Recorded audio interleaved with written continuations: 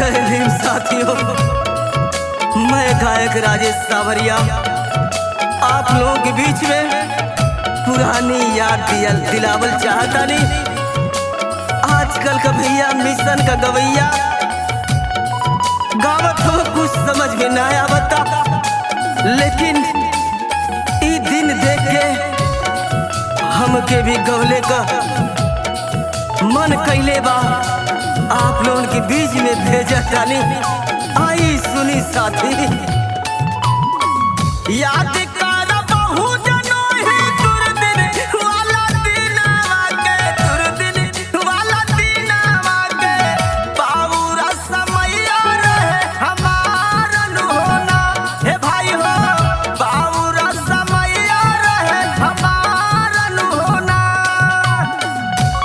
हे बाबू ये भैया लोगन काहे बाबा साहब के लोगन भुला गईला।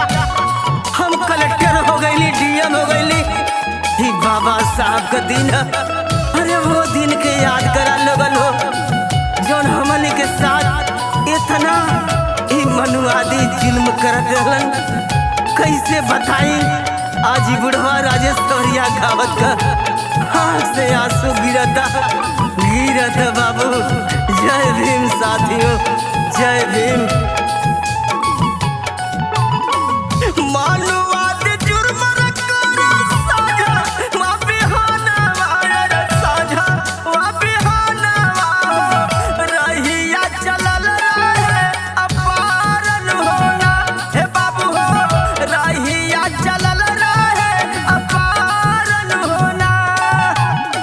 हे बहुजन के भैया आज हमनी के जा सामने सामने कुर्सी लगा के बैठा तानी। वो जमाना में ना जानत हुआ लोगन हे गटैया में ना हाड़ी बांध दे सा पैरवा में झाड़ू हो, रस्तवा साफ करती दलित के लड़का जाई तो पीछे से हमनी के जा जायल जाई, नहीं तो हमनी के जा अछूत हो जाई। का बताइए बाबू राजेश सावरिया का ना छतिया फाटता, लेकिन तो लोन से बतावत है बचवा।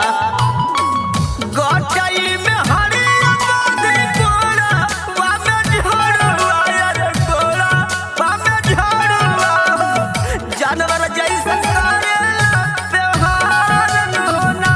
हे भाई हो जानवर जैसा करे सब व्यवहार होना। हे बाबू, हे भैया, हे माई, हे बहनी, जानत हो ना हमनी के पानी ना मिला, पानी भी नहीं मनवा दिया हमने भाई के बाबू चाचा माई के कितना मौत के घाट उतार देलन हो।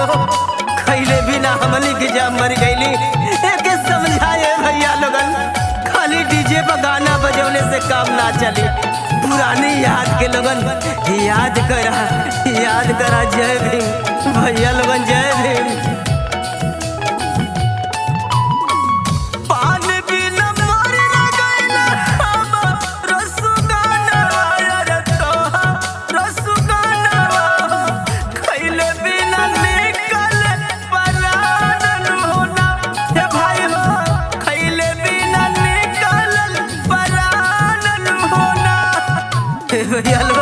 बाबा साहब बड़ा संघर्ष कैला हो, कैसे हाई स्कूल पास कैलन, कैसे इंटर पास कैलन।